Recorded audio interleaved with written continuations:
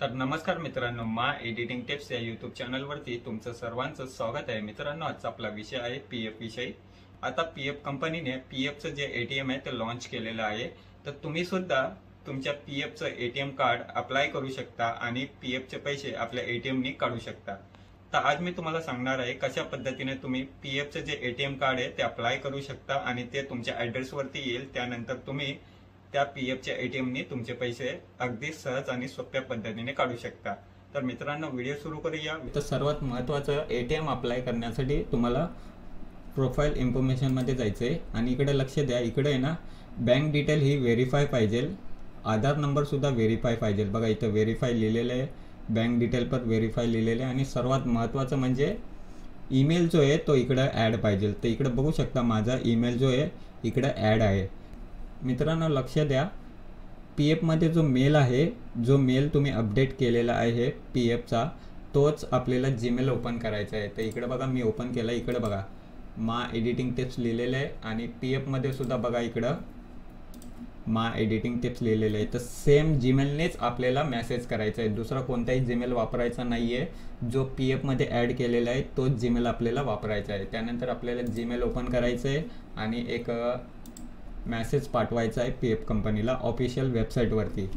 तर सर्वात पहिले तुम्हाला पीएफचं जे ईमेल आहे ते इकडे ॲड करायचं आहे।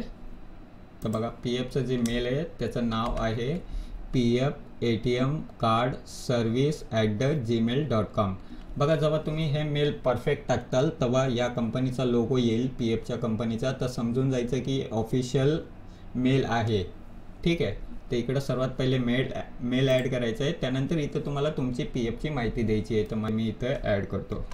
तर इथं बघा सर्वात पहिले मी कंपनीचा मेल टाकला आहे pfatmcardservice@gmail.com। त्याच्यानंतर टीम EPFO टाकला आहे, I want my EPFO ATM card deliver to my address टाकायचं आहे। त्यानंतर इथं तुमचं नाव टाकायचं आहे, UAN नंबर टाकायचा आहे आणि तुमचा आधार कार्डचा ऑफिशियल ॲड्रेस टाकायचा आहे। त्यानंतर हा मेसेज तुम्हाला सेंड करायचा आहे पीएफ कंपनीला। त्यानंतर तुम्हाला काही दिवसातच म्हणजे 24 तासाच्या आत मेसेज येईल तुमचं अप्लाय झालेलं आहे आणि तुम्हाला तिकडे ट्रॅकिंग नंबर येईल। तर ट्रॅकिंगवरनं तुम्ही ट्रॅकसुद्धा करू शकता तुमचं जे एटीएम कार्ड आहे ते कुठपर्यंत आलेलं आहे, कुठल्या ॲड्रेसवरती आलेलं आहे।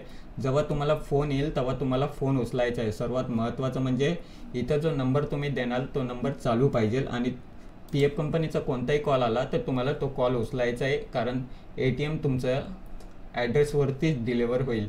तर मित्रांनो, तुम्हाला जर आमचा व्हिडिओ आवडला असेल तर आमच्या व्हिडिओला लाईक करा, शेअर करा आणि सबस्क्राईब करा। धन्यवाद।